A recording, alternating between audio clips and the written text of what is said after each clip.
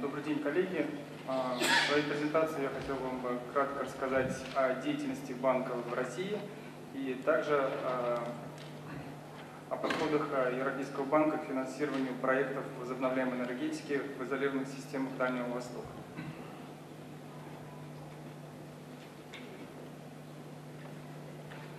Европейский банк реконструкции и развития – это международная финансовая организация, созданная в 1991 году. Акционерами банка являются 64 страны и 2 межправительственные организации. Банк, в том числе Российская Федерация, является акционером банка. Банк создан для содействия к переходу к открытой, эффективной рыночной экономике, поддержки развития частного бизнеса и конкуренции в странах, в которых банк осуществляет свою деятельность. В настоящее время банк работает в 34 странах, включая Россию, Центральную и Восточную Европу, Центральную Азию и страны Средиземноморья. Банк является надежным финансовым партнером и сохраняет свой кредитный рейтинг на уровне 3А даже в настоящее время. В России мы работаем более 20 лет, и на графике слева вы можете увидеть динамику инвестиций банка в Российской Федерации. В настоящее время ежегодный объем инвестиций в России составляет около 2 миллиардов евро в год, и весь текущий инвестиционный портфель банка на данный момент составляет около эквивалента 9 миллиардов евро. Энергетика составляет около 24% от общего объема инвестиций банка в России. Банк представлен во всех федеральных округах Российской Федерации и с региональными офисами в Москве, Санкт-Петербурге, Ростове, Самаре, Екатеринбурге, Красноярске и также во Владивостоке. На данном слайде вы можете посмотреть краткую информацию о стратегии банка и приоритетах деятельности банка непосредственно в Дальневосточном федеральном округе. Приоритетами деятельности банка на Дальнем Востоке являются повышение энергоэффективности, модернизация инфраструктуры и электроэнергетики, модернизация отраслей по добыче полезных ископаемых, развитие промышленности, поддержка малого и среднего бизнеса и привлечение иностранных инвестиций. В целом, деятельность банка в России включает предоставление долгового финансирования инвестиций в акционерный капитал для реализации проектов, направленных на развитие частного сектора и повышение конкуренции. Также банк вовлечен в диалог с органами власти в области рекомендаций по улучшению регуляторной среды для совершенствования рыночных механизмов и повышения инвестиционной привлекательности основных секторов экономики. В электроэнергетике банк активно участвует в развитии сектора электроэнергетики в странах своей деятельности. В России банк принял активное участие в поддержке реформ сектора, предоставляя финансирование генерирующим сетевым компаниям, образованным в результате реструктуризации РАО ЕС. В настоящее время клиентами банка являются такие компании, как Русгидро, РАО ЕС Востока, Интеррао, ФСК ЕС, Энерго БК-5 и другие игроки сектора. В последние 5 лет банк также активно финансировал проекты строительства ВИА, в основном ветроэлектростанций, в Польше, Румынии, Турции, Болгарии и также Монголии. В целом, повышение энергоэффективности и возобновляемая энергетика являются приоритетными направлениями инвестиций для банка. Теперь более детально к нашей основной теме конференции по использованию ВИА в изолированных системах Дальнего Востока. Как сегодня уже обсуждалось, использование ВИА в изолированных системах Дальнего Востока уже имеет экономический смысл. Реально и при текущей цене на дизель генерация ВИА уже обходится гораздо дешевле дизельной генерации. Практическое решение к использованию гибридных ветродизельных и солнечных комплексов для модернизации парка распределенной генерации. Уже реализуются пилотные проекты по строительству ветродизельных комплексов на Камчатке и дизельно-солнечных комплексов в Якутии. Как мы понимаем, основной механизм, используемый для возврата инвестиций, это оплата ВИА за счет экономии дизельного топлива при сохранении топливной составляющей в тарифе для дизельных станций. Среднесрочный результат – это повышение надежности энергоснабжения за счет диверсификации используемых источников энергии и экономии дизельного топлива, а долгосрочный результат – это сокращение зависимости от дизельного топлива и сокращение субсидий на дорогую дизельную генерацию. В странах с эффективным механизмом поддержки ВИА и развитой правовой базой проекты генерации ВИА часто финансируются за счет проектного финансирования без регресса на спонсоров, акционеров проекта. Основные стандартные условия для банковского финансирования проектов без регресса на спонсоров включают следующие условия. Это подтверждение рентабельности проекта, надежные акционеры проекта с суммарным участием в капитале проектной компании не менее 20-30% от стоимости проекта. Все риски по проекту закрыты хорошо юридическими проработанными контрактами с надежными и кредитоспособными участниками проекта.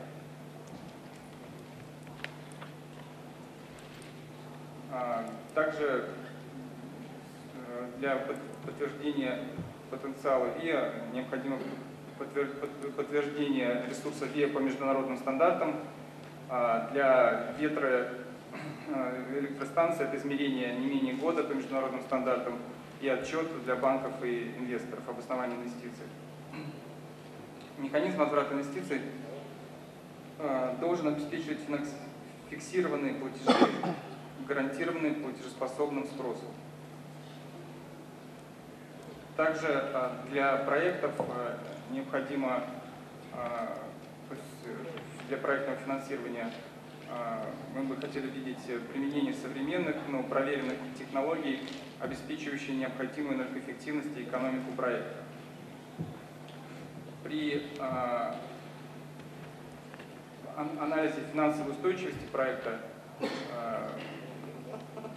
банки, в том числе Европейский банк, например, хотел бы увидеть коэффициент обслуживания долга на уровне не менее 1,3 для сценария ветропотенциала с вероятностью 90%. Также важен подтвержденный опыт операторов и подрядчиков реализации аналогичных проектов.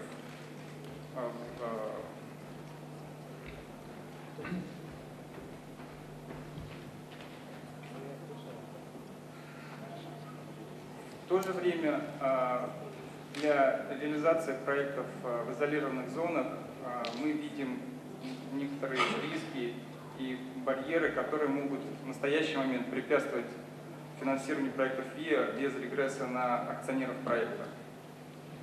В настоящее время мы видим следующие риски и барьеры для проектного финансирования в изолированных системах Дальнего Востока.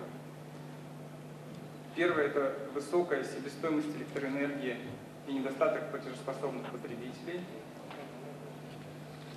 Большинство потребителей не могут оплатить полную стоимость электроэнергии, поэтому генерация зависит от субсидий, в данный момент от субсидий на дизельную генерацию.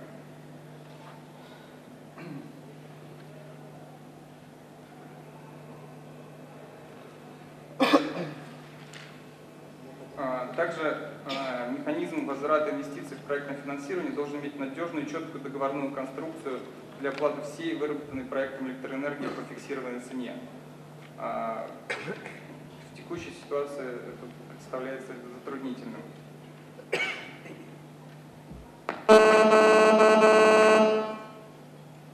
В то же время используемый и предполагаемый используемый механизм возврата средств через сохранение топливной составляющей в настоящий момент не покрывает все коммерческие риски. Также в изолированных системах мы видим существующие технологические и операционные риски, связанные с работой в ветроустановок и солнечных электростанций сложных климатических условиях, риски, связанные со строительством, содержанием и ремонтом объектов ВИА в труднодоступных районах и высокую транспортную составляющую в стоимости проекта в связи с слабо развитой транспортной инфраструктурой. Также для всех проектов, небольших проектов, ограничением может быть высокая стоимость юридического сопровождения проектного финансирования. В связи с этим часто небольшие проекты приходится структурировать в некий пул проектов, однородных проектов, чтобы их профинансировать по аналогичной схеме. Кратко хотел сказать об оптимальном механизме возврата инвестиций, который был бы оптимальным для проектного финансирования.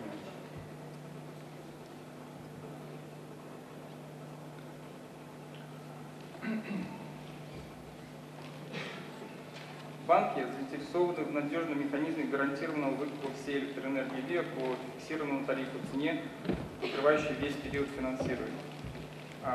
Поэтому оптимальный вариант для банков – это долгосрочный договор на поставку электроэнергии с надежным платежеспособным потребителем, зафиксированным в договоре минимальным уровнем цены или тарифа, достаточным для обслуживания долга и для окупаемости проекта.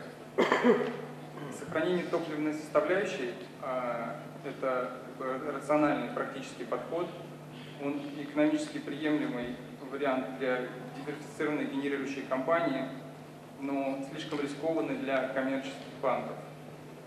Большинство банков не готовы взять на себя регуляторные риски по изменению размера тарифа или, например, возможности снижения топливной составляющей за счет снижения цены на дизельное топливо.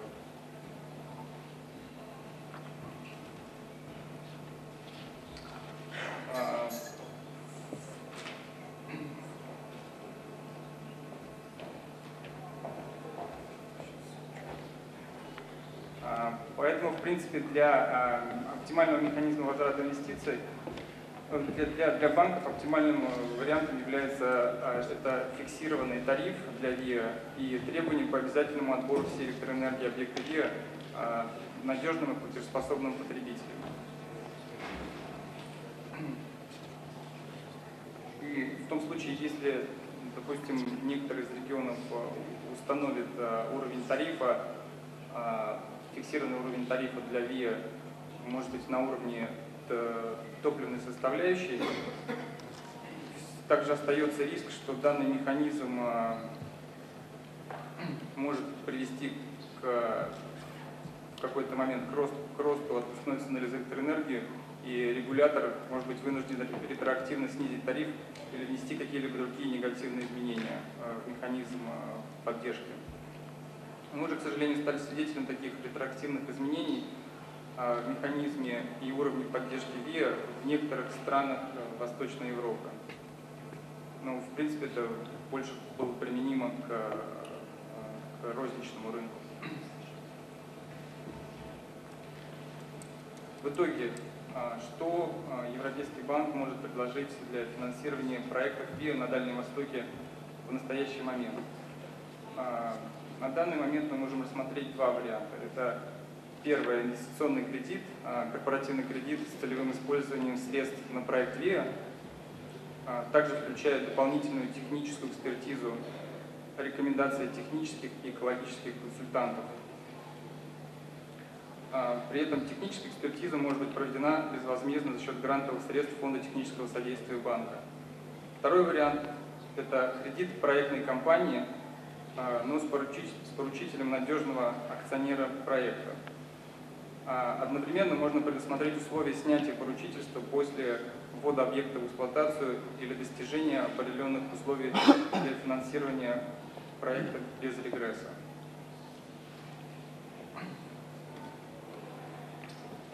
При этом стоимость финансирования по корпоративному кредиту или кредиту с поручительством, скорее всего, окажется ниже, нежели ставка по кредиту для проекта без регресса на заемщика. Одновременно мы готовы продолжить активное обсуждение с спонсорами проектов ВИА и региональными регуляторами, чтобы обсудить возможные структуры финансирования, которые позволят нам в конечном итоге предоставить проектное финансирование без прямого регресса на спонсоров для строительства ветро-дизельных комплексов и солнечно-дизельных комплексов на Дальнем Востоке. На этом слайде просто кратко преимущество сотрудничества банка,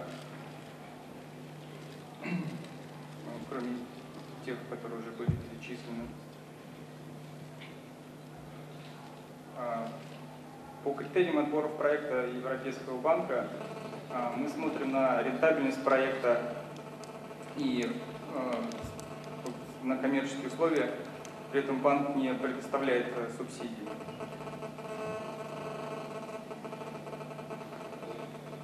Финансирование банка должно дополнять коммерческое финансирование, а не конкурировать с ним.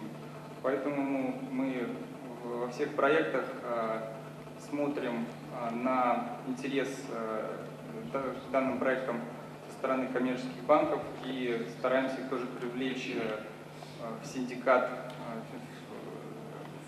для финансирования, если это кредит.